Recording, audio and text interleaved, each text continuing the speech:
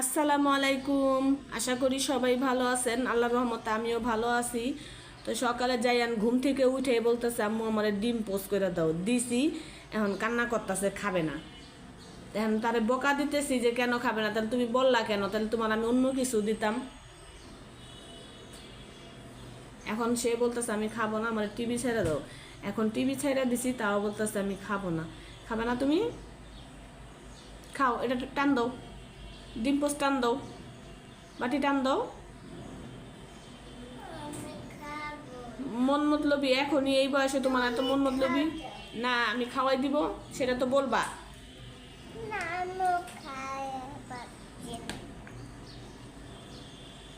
এখনই এই বয়সে এত জিদ করো? হ্যাঁ,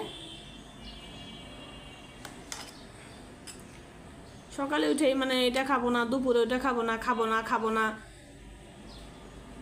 আবার যখন যেটা যেদিন ভাল লাগে মন মতলবি ওই দিন একাই খায়, ওই দিন বলাও লাগে না, ওই দিন পারে না, মনে হয় যে পাতিল থেকে নিয়ে নিয়ে একাই খাইতে চায়, এমন অবস্থা।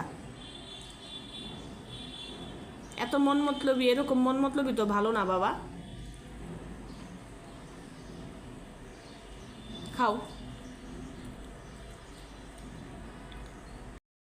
রান্না করতে চলে আসলাম। তো আমি এখানে রসুন আর পেঁয়াজ কাইটা নিছি, আর এই যে চেপা শুটকি নিয়ে নিছি। চেপা শুটকির ভর্তা বানাবো, আলু ভর্তা বানাবো, আর মাসকালার ডাল রান্না করব। তো এগুলি এখন কাইটা নিছি, এগুলি ধুয়ে এখন সিদ্ধ দিয়ে দেই। সকালবেলা যাই এনকে নাস্তা বানায় দিয়া, মানে ডিম ভাইজা দিয়ে আমি এমন অসুস্থ হয়ে পড়ছি, এমন মাথা ব্যথা ধরছিল আমার যে শুয়েছিলাম। এই যে এখন কাজে বসছি, রান্না তো করতে হবে। তো এগুলি ধুয়ে এখন সিদ্ধ দিই। হঠাৎ করে জানি কেমন হলো জানি না। আর এই যে পেঁয়াজ রসুনও সিদ্ধ দিয়ে দিছি। আর এখানে কাঁচা মরিচ দিই না কেন, শুকনো মরিচ দিয়ে ভর্তা বানাবো, কাঁচা শুকনো মরিচ দিয়ে। তো এখন অনেক দেরি হয়ে গেছে, ঘড়িতে বেলা বাজে 1টা।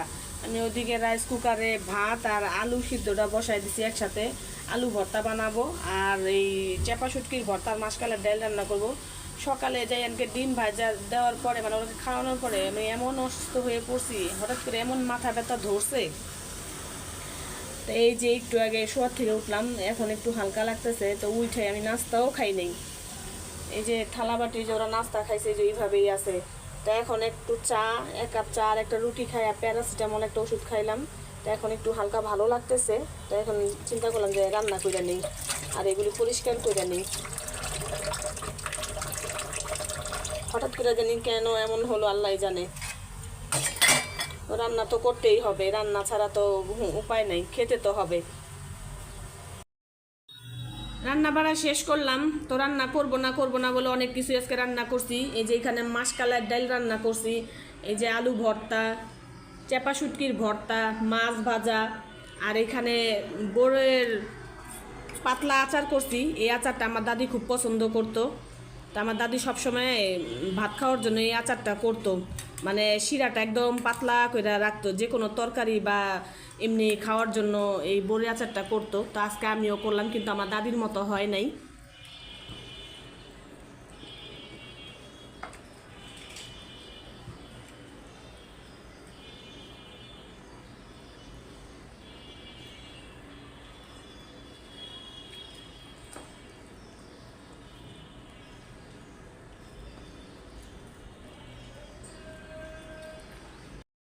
তো ভাত খাইতে বসলাম আমিও, সবার খাওয়া শেষ। তো জায়ানকে খাওয়াই দিয়ে তারপর আমি বসছি, কেন ভাত খাইতে বসে জায়ানকে খাওয়াইতে গেলে অনেক সমস্যা হয়, ও খেতে চায় না, অনেক দৌড়াদৌড়ি ঝাপাঝাপি করে।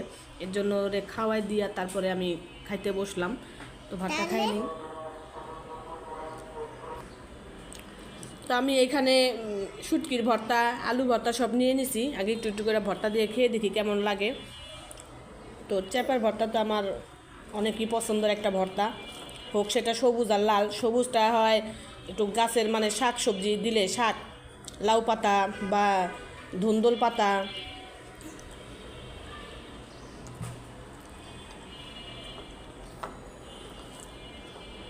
অনেক মজা হয়েছে ভর্তাটা, অনেক মজা।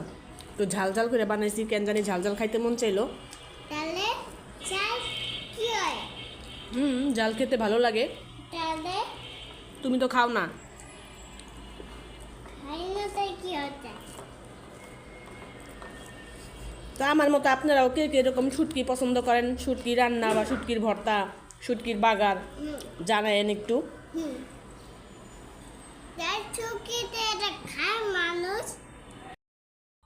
সন্ধ্যার নাস্তা আনা হয়েছে পুরি, তো এখানে যে গরম গরম মুচমুচায়া পুরি আনা হয়েছে, তাই এখন সন্ধ্যার নাস্তা করবো পুরি। আর এইখানে যাই আনে যে কোক নিচে আগেই, ও কোক খাবে, কোক আর পুরি খাইতেছে। পুরি খাও আগে, আগে কোক খাইতেছো? না মানে ওর এত গরম লাগছে ওর জন্য আগে কোক পুরি খাইতেছে। হ্যাঁ খাও, গরম গরম খাও।